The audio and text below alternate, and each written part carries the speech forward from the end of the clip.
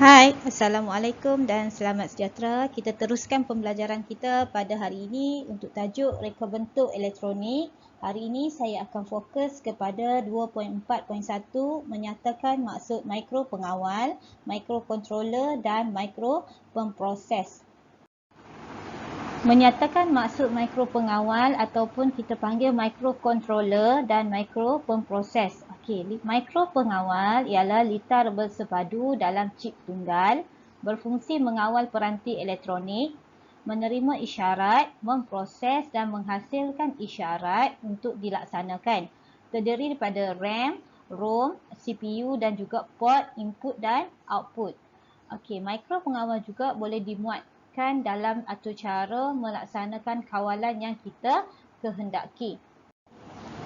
Mikropengawal merupakan sebuah litar bersepadu di mana peranti kawalan di dalam satu chip tunggal.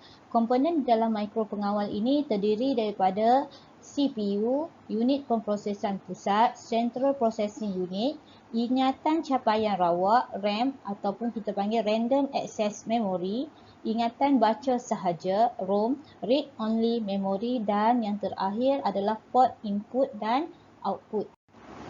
Kaedah berfungsi dengan menerima isyarat, kemudian memproses dan menghasilkan isyarat untuk dilaksanakan. Kat sini kita dapat lihat, kita ada CPU, kita ada RAM, okey, kita ada ROM dan juga port input dan output. Ini adalah gambar raja blok mikropengawal. Fungsi mikropengawal adalah untuk mengawal peranti elektronik, kemudian menjalankan kawalan mudah bagi pengaturcaraan yang telah dimuat naikkan di dalamnya. Okey, contoh aplikasi mikropengawal terdapat di pintu pagar automatik, alat kawalan jauh, mesin basuh automatik dan aplikasi robot. Ini adalah contoh mikropengawal yang sebenar di papan litar elektronik. Ini kalau kita dapat lihat, ini adalah contoh salah satu mikropengawal yang terdapat pada papan litar elektronik. Seperti yang kita sedia maklum, komponen dalam mikropengawal kita ada 4. Yang pertama sini, okey, unit pemprosesan pusat atau kita panggil Central Processing Unit melaksanakan atur cara yang tersimpan di dalam ROM, mengawal semua komponen mikropengawal. Okey, yang kedua kita ada RAM digunakan sebagai untuk menyimpan data. Data akan terpadam bila bekalan kuasa pada mikropengawal dimatikan. Maksudnya kalau ada bekalan kuasa barulah data tu disimpan dengan baik. Kalau tidak, dia akan automatik terpadam.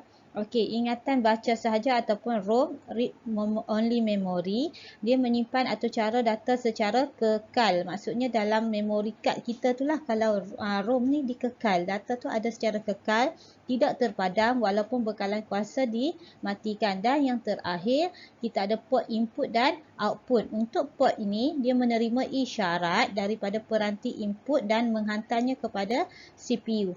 Okey, bila terima isyarat dari CPU, akan dihantar pula ke peranti output. Seterusnya, mikropemproses. Okey, ini adalah contoh mikropemproses. Ini gambar contoh mikropemproses. Apa itu mikropemproses? Peranti pemprosesan mikro dalam satu chip. Beza dengan mikropengawal tadi, peranti kawalan. Okey, itu perbezaan yang pertama. Yang kedua, disebut juga sebagai unit pemprosesan pusat ataupun unit pemproses. Yang ketiga, biasanya digunakan dalam kawalan yang besar seperti komputer. Yang keempat, tempat pengendalian kawalan kepada sesuatu sistem. Maksudnya untuk pusat mengawal apa-apa sistem, kita letak mikropemproses. Okey, dan yang terakhir digunakan bersama-sama dengan chip sokongan yang lain. Mikropemproses merupakan chip litar bersepadu tunggal yang mengandungi banyak litar digital. Fungsi utama adalah untuk membolehkan pemprosesan data dengan lebih pantas melalui atur cara yang tersimpan di dalam chip.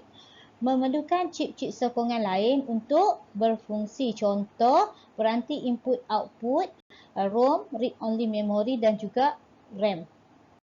Antara kegunaannya ialah kad pintar band.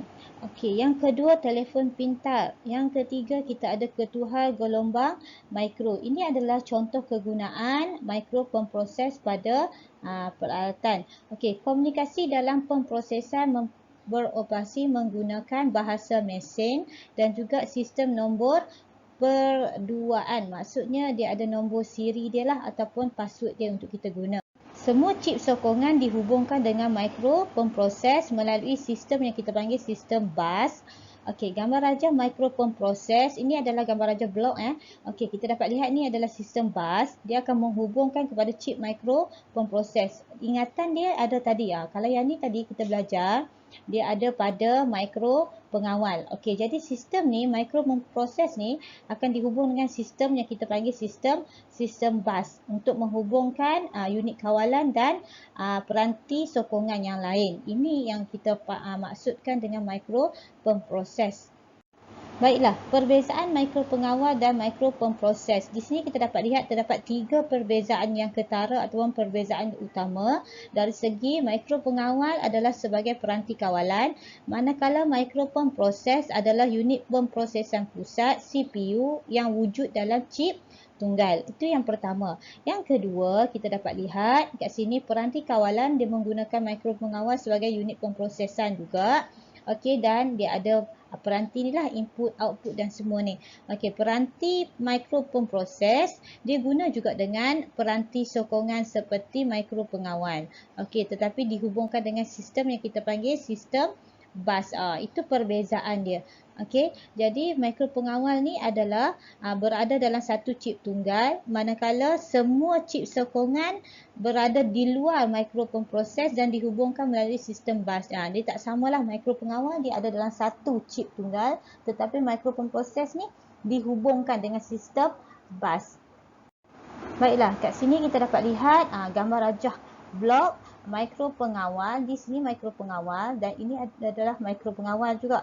Okey, CPU pada mikro pemproses yang berada dalam mikro pengawal. Ini perbezaan dia, CPU dalam mikro pengawal. Ini mikro pemproses, dia dihubungkan dengan sistem bus. Okey.